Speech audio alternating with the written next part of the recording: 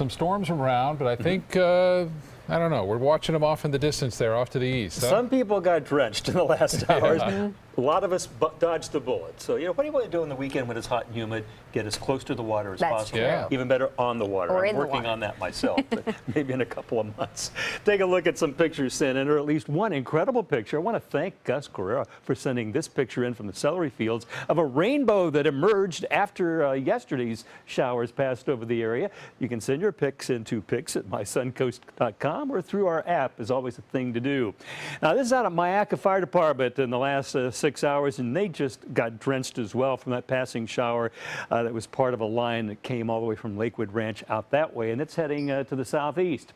It's really warm in the interior, fueling those storms, but you're also getting some cooling as a result of those rain showers. Palm Beach has cooled off to 77. It's kind of weird to see green on the map in June. Miami 79. We're generally in orange and reds as a result of 80s and 90s. Right now along at Sarasota Bradenton Airport, it's 80 degrees, Punta Gorda 82.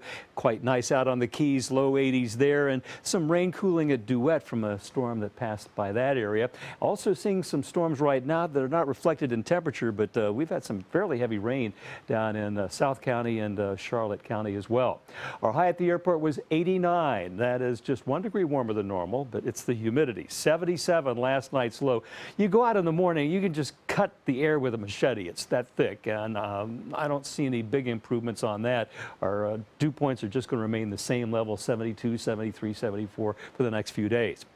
A lot of storms over Florida this afternoon. These out to sea that look like they're approaching us will probably dissipate before they get here. And here is an outflow boundary from the interior storms that have been triggering other showers and back building those storms toward the coast, Sarasota, Bradenton, Venice. But if you look, it looks like the westward extent has ended. It kind of split, one down south of Clark Road, heading out toward Myakka State Park. Down south, we also had a fairly heavy one go over Port Charlotte. It's now moving further south into Charlotte County. So that's our storm situation, but the nation's storm situation has shifted well north. You'd expect to do it this time of year by June. In fact, I think it's a little late in the season for it to have reached the Canadian border. We have some strong storms around the Twin Cities where they're on the back edge of a tornado watch that stretches all the way up to the UP of Michigan, and also a severe thunderstorm watch to the south, and a couple of those shaded areas are storm warnings. It's all fueled by a lot of heat in the heart of America, stretching. But the good news is it's turned off the tap in Texas and Oklahoma, so the waters can recede there. But it's also making it quite warm and potential for storms in the Midwest and upper Mississippi Valley.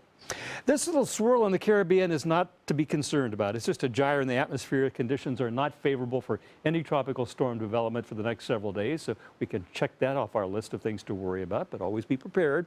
This is the stationary front that's been bringing us the storms for several days, but as we move through the weekend on our futurecast, you can see them dissipating and high pressure moving back in our direction.